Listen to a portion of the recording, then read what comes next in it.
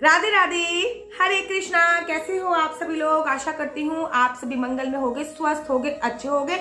बड़े सारे लोगों के मैसेज, दीदी निर्जला एकादशी 10 तारीख की है या 11 तारीख की, कृपया करके हमारा संशय दूर कीजिए और हमें ये बताइए कि निर्जला एकादशी 10 की है या 11 की।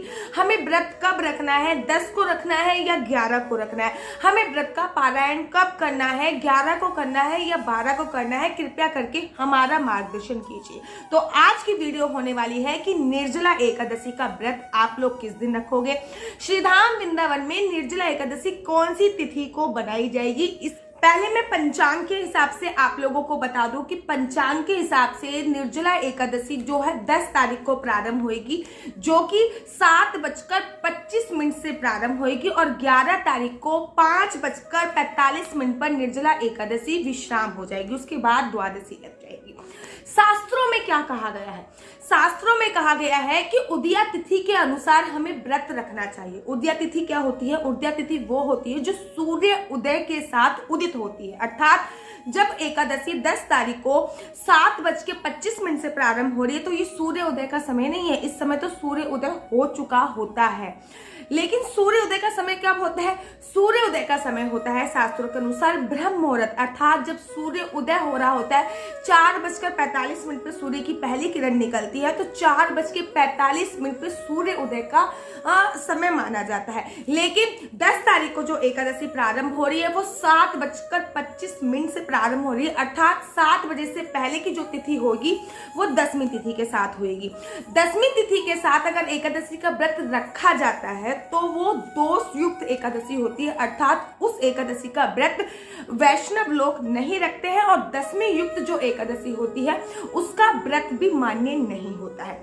और द्वादशी तिथि के साथ जो एकादशी का व्रत का समावेश होता है वो परम समावेश होता है, परम वैष्णव लोग उसको रखते हैं और वो महायोग की श्रेणी में आता है।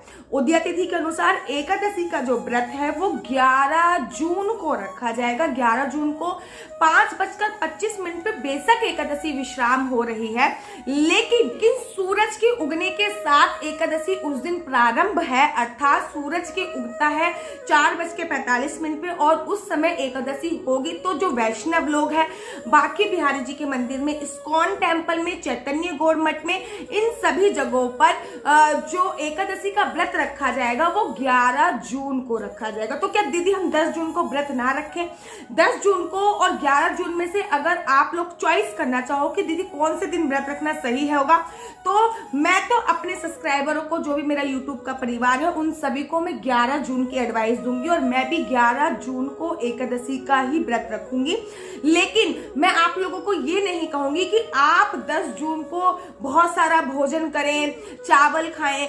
एकादशी 10 जून को 7:25 से प्रारंभ हो रही है, तो इस दिन आपको विशेष ध्यान रखना है कि इस दिन भी आपको चावल निषेध करने हैं, लहसुन प्याज निषेध छोड़ना है।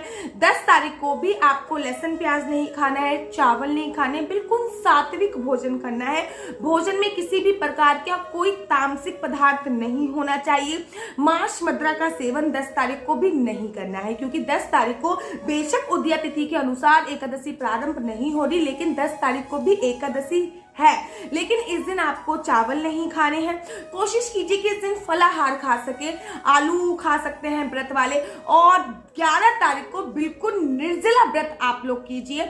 अब बहुत सारे लोगों का ये मैसेज है कि दीदी निर्जला व्रत अर्थात कुल्ला भी नहीं करेंगे हम, तो क्या ऐसे मुंह भगवान के पास चले जाए?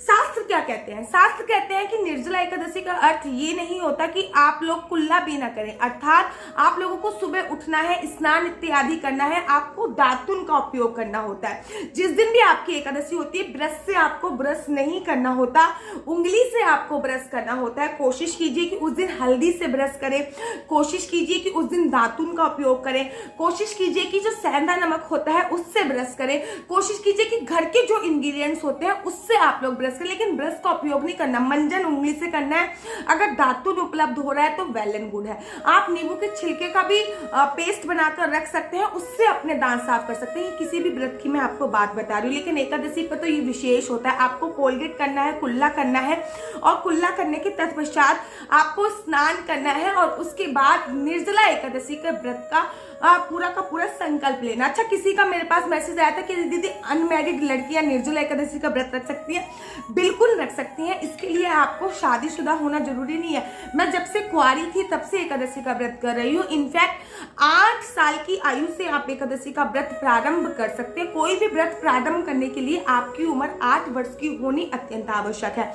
क्या दीदी, इसमें और भी क्वेश्चन आया था कि दीदी एज क्या होगी, तो एज 8 वर्ष की होनी जरूर आवश्यक है। 8 वर्ष के कम के बच्चों को व्रत की उपाधि नहीं, शास्त्रों में निषेध बताई गई कि 8 वर्ष से कम का बच्चा व्रत ना रखे। कम से कम 8 वर्ष की आयु तो होनी चाहिए। और साथ ही के साथ क्या एकादशी का जो व्रत है दीदी, हम पानी नहीं पी सकते तो क्या फल खा सकते हैं? अरे ऐसे ऐसे क्वेश्चन मेरे पास आ रहे हैं बच्चों। जब पानी नहीं पी सकते तो फल क्या खाएंगे? फल भी नहीं खाने। लेकिन मैं आपसे कहती हूँ, हो सके तो निर्जला व्रत रखिए, ठीक है। लेकिन अगर आपका शरीर काम नहीं कर रहा है तो आप पानी पीकर भी व्रत रख सकते हैं।